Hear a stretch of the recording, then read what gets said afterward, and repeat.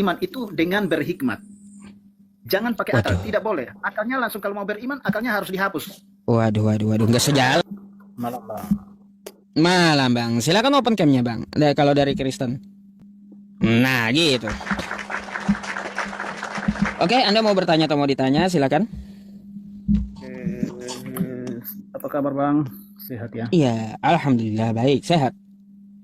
Baru lihat nih apa namanya.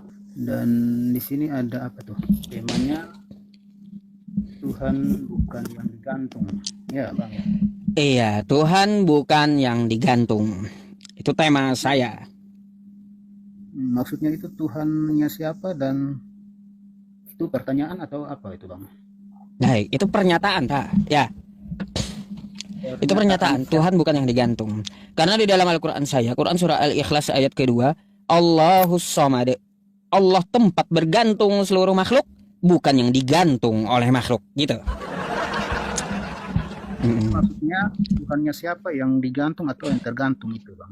Ya kalaunya ada Tuhannya yang digantung, kira-kira Tuhan siapa, Pak? Gitu. Saya juga tidak tahu kalau ada Tuhan yang digantung itu. Iya. Makanya kalaunya digantung itu bukan Tuhan, Pak. Ya iya, pastinya bukan Tuhan. Pasti Makanya itu.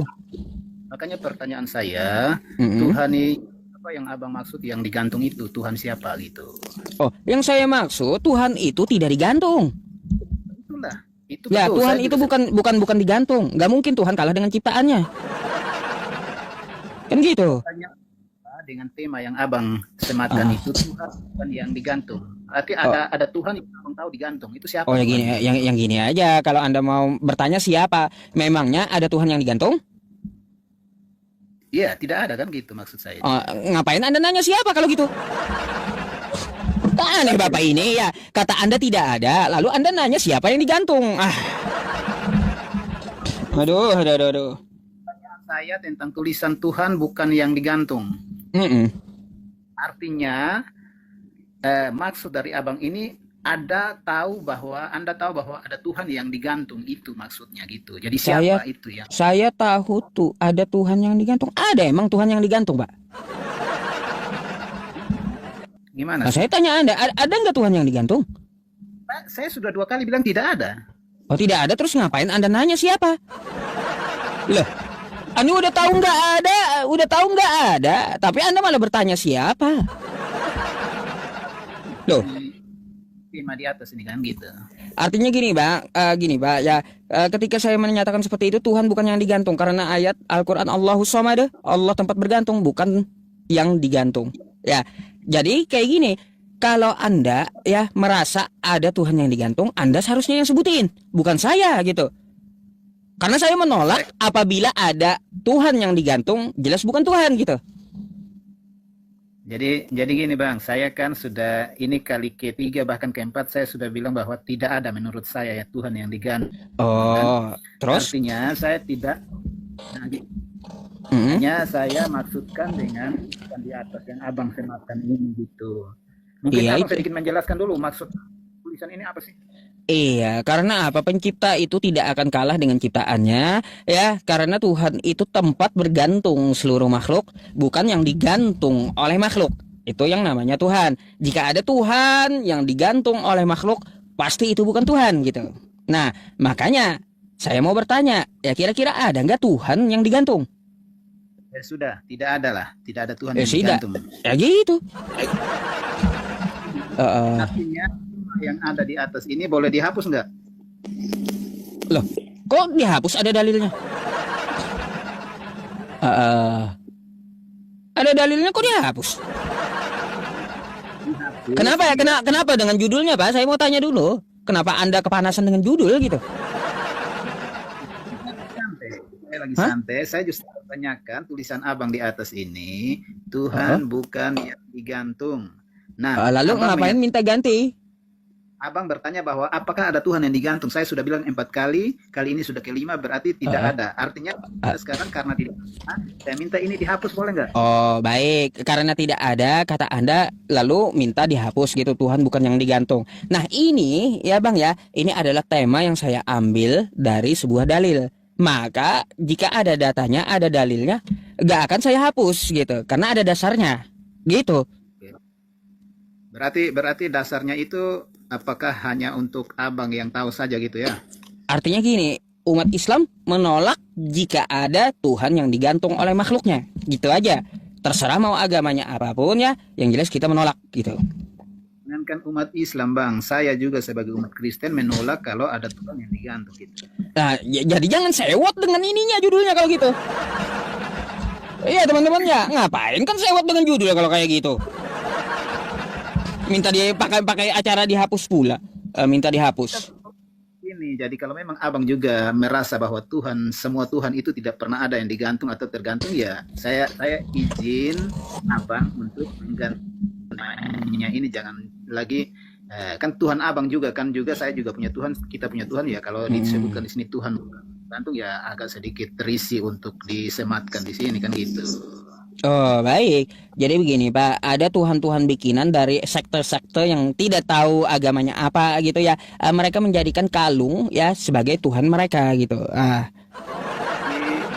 Kalung sebagai Tuhan mereka mereka gantung di kalungnya gitu. Nah jadi yang kayak gitu kena tuh, yang saya maksud Tuhan itu bukan yang digantung ya. Nah gitu. Saya bukan sekte yang menggantungkan Tuhan dalam bentuk simbol, jadi saya tidak perlu repot dengan ini ya. Nah makanya nggak perlu Anda protes dihapus itu. Ngapain Anda protes dihapus kalau kayak gitu, kalau Anda nggak ngerasa kan? Maksud saya itu supaya jangan sampai ini kan abang ajaknya teman-teman saudara-saudara orang Kristen untuk masuk ke live abang kan. Jadi iya ya bang. Iya, karena selain tema ini, mungkin teman-teman Kristen mau bertanya tentang Islam atau membahas tema lain juga boleh, masalahnya global tempat saya, tapi tema saya yang ini gitu. Kalau ada yang mau mempertanyakan tema, silakan kita diskusikan gitu. Jadi begini bang, maksudnya saya itu adalah persepsi orang terhadap sesuatu yang menjadi pernyataan atau pertanyaan itu bisa saja akan memicu sesuatu konsep dari orang itu yang bisa menjadi miss atau negatif gitu kan. Sehingga maksud saya ini pernyataan atau sematan tulisan ini bisa mengandung unsur untuk membuat orang itu berpersepsi yang nanti kurang bagus, khususnya orang Kristen ya bang ya, kan beda-beda kita kan. Saya Kristen, umat Kristen Tuhannya tergantung emang. Memangnya digantung gitu lah, lalu kenapa tersinggung? Terus Anda juga mengkhususkan kenapa Kristen gitu, khusus Kristen kata Anda, kenapa? Kalau merasa Tuhan Anda tidak digantung, ngapain protes kan gitu? Ini bang, maksud saya gini, ini kan saya, nah kan ada banyak teman-teman Kristen yang nonton juga kan gitu toh. Nah, kalau mereka diizinkan, nanti mereka dapat kesempatan untuk masuk untuk berdiskusi dengan abang, tentunya kalau mereka dalam konteks pemahaman terhadap tulisan ini berbeda, maka tentunya tulisan ini akan memicu persoalan atau memicu kontradiksi terhadap teman-teman yang lain nanti kan begitu kan, maksud paham ya bang? Baik. Jadi kalau kita abang menulis seperti ini, menyematkan seperti ini, tentunya harus mempertimbangkan dampak ketika ini jadi pembahasan. Maka pembahasan itu baik, pembahasan ini mengarah ke positif atau negatif. Kalau pembahasan ini menurut pertimbangan saya, ini bisa lebih terarah ke arah negatif untuk penanggapan orang-orang masing-masing orang kan begitu toh. Jadi baik. Jangan itu. Boleh saya tanggapi Pak? Kalau boleh diganti, tapi kalau abang mau tetap sematkan ini tidak masalah gitu. Baik Pak, selain di dalam agama Islam, saya kan juga mempelajari yang di luar agama Islam, contoh Kristen gitu ya. Anda kan ngaku Kristen, Anda mengakunya Tuhan Anda tidak digantung. Lalu dari sejarah perjalanan Kristen, Tuhannya itu kan digantung di kayu salib toh, sesuai dengan di kitab Anda di Galatia 3 nomor 13. Iya. Lalu Anda bilang nggak digantung. Konteks dalam penerjemahan itu harus kita sesuaikan bang gitu kan. Nah, kalau kita langsung menyimpulkan, tentunya lari daripada konteks atau maksud, gitu kan, Abang? Gitu. Jadi begini, Pak, ya. Ketika saya menuliskan judul Tuhan bukan yang digantung, ya, dan Anda sepakat, ya, coba Anda ke kitab Anda, ke Galatia 3 nomor 13, tuh, ya. Dibaca aja, nih, Bang. Kalau Abang. Oke. Tuh. Nih ya. Kristus telah menebus kita dari kutuk hukum Taurat dengan jalan menjadi kutuk karena kita. Sebab ada tertulis, terkutuklah orang yang digantung kan nih pada kayu salib. Kristus siapa, Pak? Tuhan atau bukan? Iya. Tuhan atau bukan Kristus? Iya, Tuhan Yesus Kristus. Iya. Oh, berarti Tuhan Anda digantung, Pak. Tadi ngomongnya kagak. Kan saya sudah sampaikan bahwa konteksnya, ini kan konteks yang Abang ambil, konteks hanya sepenggal, kan begitu toh? Tapi konteks secara menyeluruh itu perlu kita lihat isi ceritanya. Kan begitu toh? Isi cerita maksud dari awal sampai bisa ada tulisan terkutuklah orang yang digantung pada kayu salib. Nah, ini di konteksnya itu harus secara menyeluruh, jangan kita ambil satu konteks yang menjadi seakan-akan itu kesimpulan untuk menyudutkan gitu ya. Jadi terkutuklah orang yang digantung di salib, kan begitu kan? Nah itu dalam konteks penyalipan itu di zaman dulu itu artinya bahwa setiap orang yang mengalami penyalipan itu, kita berbicara manusia dulu, itu dia adalah pasti orang yang jahat, baru dia mengalami hukuman. Bentar, Pak, saya enggak nanya masalah yang lain-lain gitu. Kenapa Bapak malah melebar? Konteksnya yang saya bawa Galatia 3 nomor 13 tadi, Kristus itu siapa? Kata Anda Tuhan, kan kayak gitu. Tuhan di situ digantung di kayu salib, kan kayak gitu. Berarti ada dong Tuhan yang digantung, Pak. Beda dengan pernyataan Bapak di awal, katanya Tuhan Anda nggak digantung. Berarti Tuhan Anda digantung, gimana sih? Mau tepu-tepu berarti Bapak ini. Tuhannya Abang tidak ada yang digantung. Atau ada Tuhan Abang yang digantung? Enggak, Tuhan saya itu maha kuat. Makanya saya sendiri, Tuhan saya sebagai orang Kristen yang saya percaya Tuhan Yesus Kristus itu tidak pernah digantung-gantung gitu, Bang. Loh, berarti salah ini Bibelnya, Pak. Ini kan Kristus nih. Kristus, iya. Tuhan Anda kan gitu, telah menebus dosa. Kan gitu, kutuk hukum Taurat dengan jalan menjadi kutuk, betul? Sebab tertulis, terkutuklah orang yang digantung nih pada kayu salib. Yesus kan digantung di salib, betul? Yesus itu Tuhan, berarti Tuhan Anda digantung, Pak. Boleh. Artinya saya coba ikuti arah pemikiran Abang dulu ya. Saya ikuti arah pemikiran Abang untuk menjelaskan dari konteks Galatia tadi ya.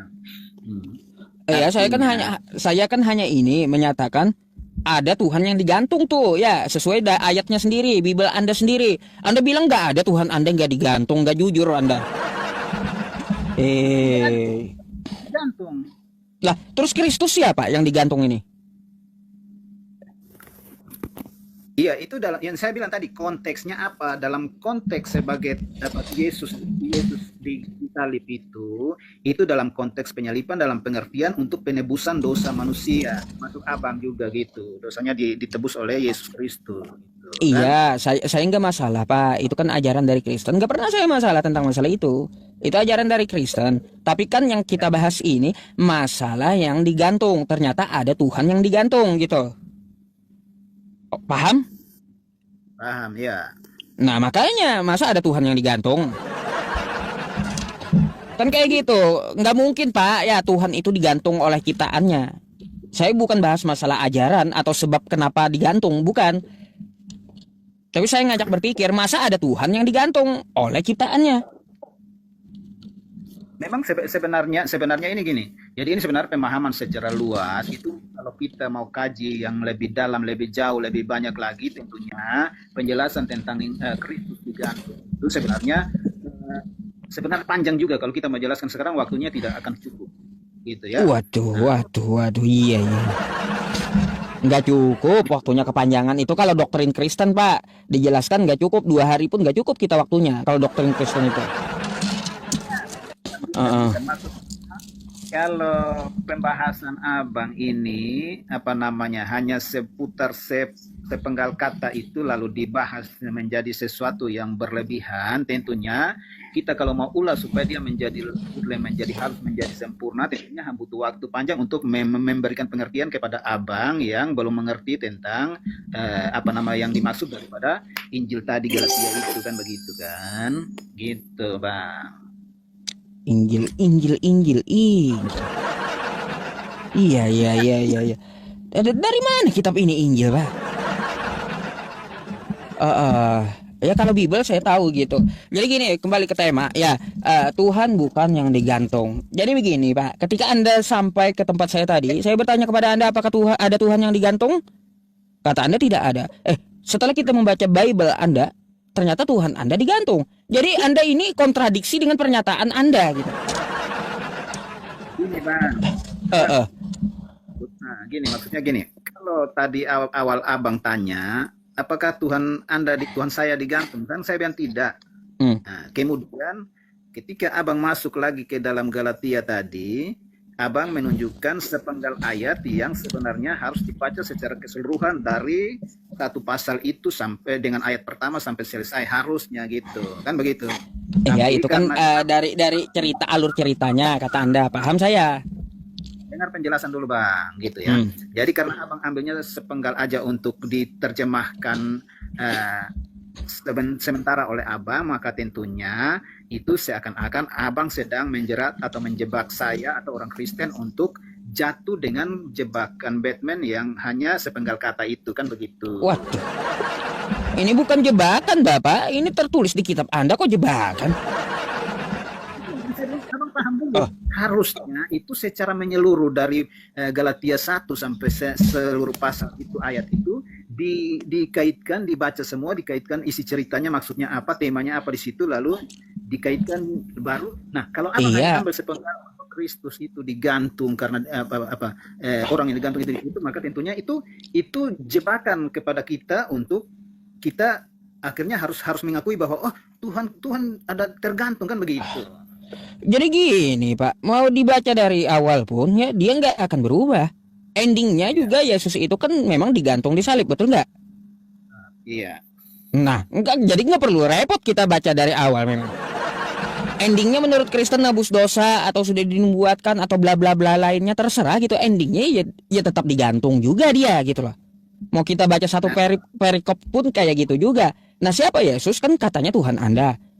Kan gitu. Artinya ada Tuhan yang digantung. Aduh. Penebusan dia sudah selesai, tidak digantung lagi bang. Artinya bahwa tidak perlu membahas lagi bahwa ada Tuhan yang digantung karena sudah selesai pekerjaan penebusannya, gitu konteksnya. Aduh. Pak. Jadi gini ya, temanya tema global ya. Saya menyatakan bahwa Tuhan bukan yang digantung. Kalau yang ada digantung ya itu berarti bukan Tuhan. Tidak mungkin, coba pikir cerna ya, secara akal sehat. Pencipta digantung oleh ciptaannya sendiri. Itu mana akal warasnya? Pencipta digantung oleh ciptaannya sendiri. Menolak waras saya Pak kalau kayak gitu. Nggak mungkin ada Tuhan kayak gitu. Jadi maksud saya begini, boleh saya tanggapi itu dulu. Jadi memang itulah. Jadi ada keterbatasan manusia dari kewarasannya sehingga bisa sampai menolak warasnya itu karena kekuasaan Tuhan itu melebihi dari kewarasan manusia gitu ya. Jadi lebih dari logika manusia, itu kekuasaan Allah itu melebihi dari logika manusia, sehingga kalau kita mau berasumsi, kita mau berdalil dengan hal-hal yang semacam ini, pemahaman itu, maka langsung menunjukkan manusia kita sekarang ini punya keterbatasan untuk memahami maksud dan kuasa Allah. Baik, jadi Pak, terkait tentang masalah Tuhan yang seperti Anda sampaikan, kagak mungkin juga Tuhan itu ya mengajarkan yang menolak waras gitu, nggak mungkin. Kita tahu ya Tuhan itu berkuasa maha segalanya ya, di luar kewarasan manusia kata Anda. Tapi tidak mungkin Tuhan itu ya melanggar kewarasan agar apa? Kita diberi akal. Akal itu kita gunakan untuk apa? Mencerna. Nggak mungkin dia memberi pelajaran, ya Tuhan itu melebihi kewarasan manusia. Nggak mungkin. Gitu. Kita udah dikasih akal masalahnya.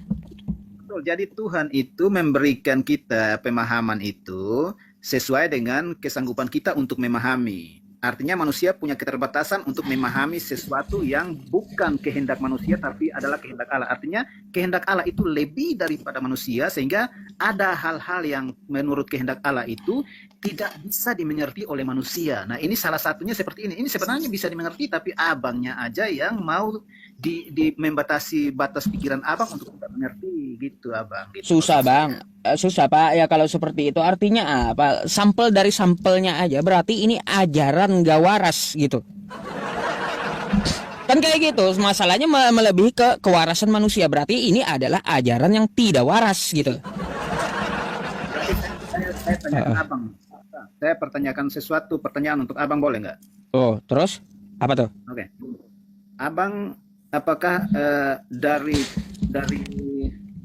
pembahasan sebelumnya sampai hari ini, seberapa banyak abang tahu tentang Alkitab, isi Alkitab orang Kristen? Saya udah baca, Pak, dari 7 tahun yang lalu, dari Kejadian sampai Wahyu, cuma bacanya nyicil gitu. Iya, artinya berarti saya ikuti jalan pikiran abang bahwa abang sudah paham tentang, sudah tahu isi Alkitab secara menyeluruh, karena sudah dari 7 tahun lalu, berarti abang sudah cukup paham tentang isi Alkitab orang Kristen, ya. Nah, terus? Pertanyaan saya, apakah abang membaca Alkitab orang Kristen itu tidak bertentangan dengan hukum daripada Islam sendiri atau bagaimana? Baik. Jadi begini, Pak, ya. Di dalam agama Islam ada sebuah hadis, thalabul ilmi fardhatun ala kulli muslim. Setiap muslim itu wajib belajar gitu. Apa aja yang dipelajari, ya banyak ilmu yang dipelajari. Ilmu keseluruhan itu perlu dipelajari kalau kita mampu. Nah, salah satunya ilmu di kitab orang lain agar membentengi diri kita dari pendangkalan akidah, dan untuk dakwah, ya, untuk dakwah kepada umat Islam, hati-hati dengan pendangkalan akidah, maka tidak bertentangan gitu. Yang penting kita tidak mengimani apa yang dibaca gitu. Ketika saya membaca kitab Kristen, bahkan saya punya, Pak, kitab Kristen, ya. Nah, boleh saya membaca, ya, boleh gitu. Tetapi haram bagi saya untuk diimani. Gitu hukum Islamnya. Gitu. Jadi haram untuk imani, tapi tidak haram untuk memegang atau membacanya, ya? Enggak. Karena untuk belajar, perintah belajar itu ada. Ya, berarti saya sebagai salah satu orang Kristen mengucapkan terima kasih karena abang turut ikut serta membaca dan memahami tentang Alkitab saya. Dan yang saya imani, saya percayai bahwa semua yang ada dalam isi Alkitab itu adalah firman yang keluar dari mulut Allah sendiri, abang. Ya, jadi terima kasih buat abang yang sudah pelajari Alkitab dan abang sudah paham. Maka dari pemahaman yang abang tahu tentang Alkitab itu, sebenarnya menurut saya abang sudah tidak perlu lagi membahas, atau abang sudah tidak perlu lagi mengangkat tema-tema yang justru kalau yang abang naikkan di sini, dan itu kemudian yang diajak itu adalah orang Kristen. Gitu kan. Baik, gini Pak, ya. Ketika saya sudah membaca kitab Anda dari Kejadian sampai Wahyu gitu ya, ketika saya mau mendiskusikan kitab ini, ya, yang bacaan saya ini, tiba-tiba penyampaian penganutnya itu beda dengan kitabnya semua gitu. Ini yang jadi masalah gitu loh. Yang mana? Ketika yang mana, saya ketika Yesus, saya baca tentang Yesus mengajarkan bahwa Tuhan itu Esa. Hai Bani Israel, Tuhan Allah kita, Tuhan itu Esa. Kata pengikutnya Tuhan itu 3 dalam 1. Maka bertentangan gitu. Loh, kata saya kenapa beda dengan ajaran kitabnya, ajaran Yesusnya gitu. Jadi itu kembali lagi seperti tadi yang abang bilang bahwa hukum Islam itu boleh mempelajari semua ilmu termasuk Alkitab, ya. Ya iya. Tapi tidak boleh mengimani. Abang mengimani menurut ajaran Islam, imaninya itu bahwa Al-Quran misalkan kan. Salah satu iman abang itu sebagai umat muslim adalah kepada Al-Quran, ya. Iya, betul. Itu artinya bahwa karena abang tidak mengimani isi Alkitabnya orang Kristen, tentunya abang tidak punya kemampuan atau abang mengalami keterbatasan dalam pemahaman yang tidak bisa abang paksakan untuk menjangkaunya tentang isi daripada Alkitab itu yang kita percaya dan kita imani sebagai firman yang keluar dari mulut Allah gitu abang. Pak, Anda juga menyampaikan kepada saya bahwa kitab Anda itu firman yang keluar dari mulut Allah 100% memang. Iya. Coba Anda buka Lukas 1 sampai 3. Nah, jangan dulu abang alihkan ke mana-mana. Kita kan saya tadi berbicara dalam konteks iman ya. Seperti yang abang tadi sampaikan bahwa abang bisa membaca atau mempelajari segala ilmu yang ada di dunia ini termasuk isi Alkitab tadi, asalkan tidak mengimaninya, kan begitu kan? Nah, konteks yang dimaksud saya adalah saya mengimani Alkitab bahwa itu adalah firman yang keluar dari mulut Allah. Iman saya dong. Saya tidak. Itu dari mana? Dasar iman Anda dari mana? Ya? Dasar iman Anda dari mana? Dasar iman saya adalah segala sesuatu yang tidak bisa kita lihat. Gini, maksud saya, Anda mempercayai seperti itu dasarnya dari mana? Dasar yang gimana, Bang? Maksudnya kalau saya kan beriman dalam agama Islam, saya dasarnya itu mengambilnya dari Al-Qur'an saya, kan gitu. Ada pedoman hidup saya. Nah, Anda berbicara seperti itu, dasar Anda itu dari mana? Ya, dasarnya dari Alkitab, Bang. Nah, kalau Alkitab Anda berbeda dengan iman Anda ini. Nah, itu yang jadi masalah, makanya penyampaian Anda beda gitu. Beda dengan kitab Anda. Makanya ketika saya baca, ya, kata Anda beriman dari kitab Anda. Kitab Anda ini, Pak, bukan firman Tuhan, bukan. Tapi hasil penyelidikan, bukan firman Tuhan gitu. Nah, makanya saya bilang, ya iman Anda bertentangan dengan kitab Anda sendiri gitu. Coba Anda baca, Theophilus yang mulia. Banyak orang yang telah berusaha menyusun suatu berita tentang peristiwa-peristiwa yang telah terjadi di antara kita, seperti yang disampaikan kepada kita oleh mereka, yang dari semula adalah saksi mata dan pelayan firman. Karena itu, ya, setelah aku menyelidiki kitab penyelidikan segala peristiwa itu dengan seksama dari asal mulanya, aku mengambil keputusan untuk membukukannya dengan teratur. Jadi ini kitab penyelidikan, bukan 100% firman Tuhan yang seperti Anda imani. Bapak. Nah, itulah saya bilang, iman Anda ya bertentangan dengan kitab Anda.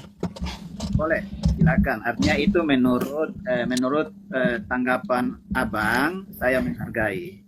Nah, tapi justru dari standar keimanan kita orang sudah mengimani Alkitab itu sebagai dasar atau merupakan itu adalah kalimat kata-kata yang ada di dalam Alkitab itu adalah firman Allah yang memang keluar dari mulut Allah. Artinya itu semua itu adalah seruan Allah yang tidak boleh dilanggar oleh orang yang mengimani, manusia yang mengimaninya gitu toh. Kacau. Iya. Oke dah. Karena abang tidak mengimaninya itu, makanya abang tidak bisa menjangkau pemahaman sejauh-jauhnya seperti kita yang mengimani gitu kan. Sebaliknya juga kan abang, saya tidak mengimani Al-Quran, tentunya saya juga tidak tahu, bahkan saya sendiri tidak tahu Al-Quran seperti apa, karena soalnya bahasa Arab, jadi saya juga tidak kesulitan untuk ini. Nah, jadi makanya saya juga tidak ingin mengotak-atik Al-Quran abang, tapi juga saya tidak ingin membahas Al-Quran abang, bahkan saya juga tidak mengimani Al-Qurannya abang kan gitu. Jadi memang kita punya standarnya itu. Kalau yang kita tidak tahu, janganlah kita paksakan untuk tahu kalau kita tidak bisa tahu gitu kan begitu abang. Iya.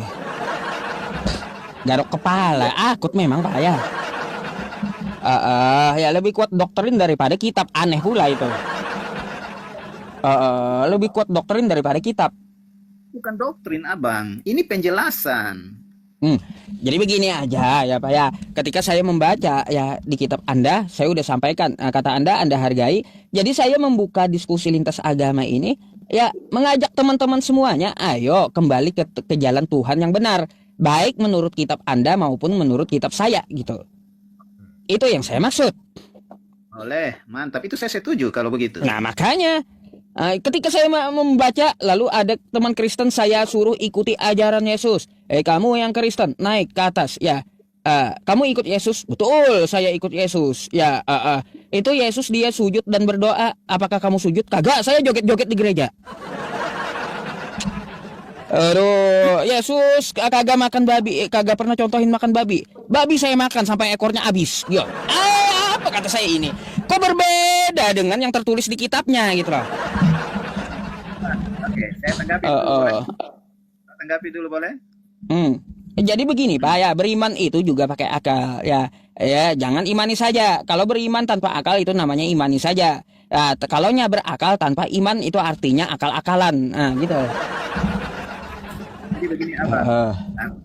Iman itu standar ukurnya itu dari hikmat. Ya.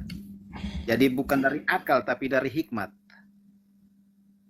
Akal itu ada dalam manusia untuk berakal-akal, berandai-andai. Tapi hikmat itu pemberian daripada Allah. Ya, ada perbedaan. Beriman memang tidak boleh pakai akal. Tapi beriman itu harus berhikmat. Beriman tidak boleh pakai akal, Pak. Manusia. Beriman tidak boleh pakai akal. Iya. Lanjut. Beriman itu harus disertai dengan hikmat, Abang. Lalu? Jangan pakai akal. Jangan pakai akal. Alasannya kenapa? Iya, jangan pakai akal. Makanya sekarang standar yang Abang pakai ini, nanti saya bisa mengukurnya itu sebagai akal-akalan karena memang pakai akal. Gitu. Baik. Kalau gitu saya mau tanya sama Anda, buat apa Tuhan kasih akal? Lah itu standar manusia. Diberikan ya, sebagai standar manusia. Saya mau tanya kegunaan akal itu apa kalau gitu?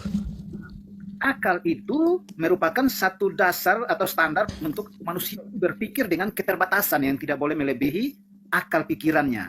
Artinya, akal pikiran manusia itu sudah dibatasi oleh Allah untuk tidak boleh melebihi sampai ke Allah. Karena Allah lebih tinggi daripada manusia sehingga manusia hanya diberi akal saja. Makanya manusia nanti bisa akal-akalan gitu kan? Iya. Artinya apa? Gini Pak, kalau dia memberi akal berarti dia juga ya menyuruh agar kita menggunakan akal kita itu mencerna bagaimana Tuhan itu, kan gitu? Betul nggak? Nggak mungkin kalau dia memberi akal tidak digunakan itu salah. Betul Pak. Artinya apa? Beriman itu harus dengan akal juga. Yang bilang tidak boleh digunakan akal siapa Bang? Nah, jadi kata Anda kalau beriman itu jangan pakai akal, kan gitu? Untuk beriman itu jangan pakai akal, tapi beriman itu dengan berhikmat. Jangan pakai akal, tidak boleh. Akalnya langsung kalau mau beriman, akalnya harus dihapus. Waduh, nggak sejalan itu Pak. Seharusnya iman dengan akal itu sejalan gitu ya. Kalau Anda iman, Anda dulu kan tanpa pakai akal imani saja. Tai kucing rasa coklat pun kita imani kalau kayak gitu. Kan gitu jadinya. Tai kucing rasa coklat kita imani karena kita kan nggak pakai akal gitu. Ya, susah. Abang kalau mau pakai akal untuk beriman itu silakan. Itu hak Abang toh. Tapi kalau saya untuk beriman itu saya tidak bisa pakai akal Abang. Saya iman itu saya berhikmat Abang. Tidak berakal-akalan. Iya. Baru ini teman-teman. Baru orang kedua ini ya menyatakan nggak usah pakai akal ya. Dulu ada juga Pak kayak Anda gitu. Katanya jangan pakai akal gitu. Waduh kata saya. Ini sehari ini saya ketemu lagi teman-teman. Jangan pakai akal gitu ya. Imani saja dah ya kalau kayak gitu. Oke lah Pak, saya nggak bantah dah kalau itu ya. Ada lagi Pak yang Anda mau tanyakan atau Anda mau sampaikan karena teman-teman di bawah juga antri gitu, kasihan. Biar gantian. Jadi maksudnya begini, artinya room Abang ini saya melihatnya artinya kalau dalam posisi orang yang Abang temui di sini, orang Kristen itu tentunya saya juga minta supaya jangan sampai orang-orang yang masuk, kan orang pengen masuk-masuk saja Bang, tapi tidak semua orang itu punya pemahaman yang luas atau punya kemampuan untuk berdebat atau berdiskusi dengan Abang, sehingga seandainya ada orang Kristen yang masuk kemudian secara ukuran Abang ini saya yakin bahwa Abang ini orang yang paham, orang yang cerdas, orang yang pintar, sehingga bisa menilai orang itu seperti apa. Dan kalau ada orang Kristen, saudara-saudara saya yang Kristen yang masuk ke room Abang ini, Itu bebas-bebas kan, tapi saya minta kalau yang setelah mereka masuk lalu menjadi ukuran abang itu, penilaian abang itu, mereka itu tidak layak untuk diajak debat, tidak layak untuk diajak diskusi karena keterbatasan pemahaman. Sebaiknya abang dengan hormat untuk memberikan mereka turun saja, supaya jangan sampai itu menjadi semacam sasaran empuk untuk jadi ocehan-ocehan kan gitu kan. Nanti mereka juga terbawa emosi, lalu mereka asal hajar saja, akhirnya terlihat oleh media, terlihat oleh banyak orang itu bahwa oh, orang Kristen kok ngawur, orang Kristen kok tidak paham. Dan memang mereka tidak paham, tapi karena mereka sudah dipaksakan tetap di rumah abang, maka mereka dihajar habis-habisan karena mereka punya keterbatasan untuk pemahaman terhadap bagaimana yang abang maksudkan untuk ajak diskusi itu bang. Oke, terima kasih penyampaiannya Pak ya. Oke, saya nggak hanya memberikan Anda waktu gitu untuk menyampaikan sesuatu. Ada lagi? Enggak, maksudnya kalau dari abang ada pertanyaan atau ada pesan apa gitu boleh? Kalau dari saya, Pak ya, kita diberikan akal. Akal itu digunakan. Akal dengan iman itu sejalan. Dua-duanya juga digunakan. Kalau kita cuma pakai iman saja, ya tanpa pakai akal, gimana kita mau baca pedoman hidup kita, yaitu kitab suci kita sendiri, kan gitu. Pasti gitu. Karena apa? Kita diberi akal untuk belajar membaca, kan satu tuh ya. Untuk memahami yang kita baca kitab suci. Kalaunya kita ya imani saja tanpa akal, lalu dari mana pedoman iman kita? Nah, itu yang saya maksud. Nah, itu. Jadi seperti itu Pak. Saya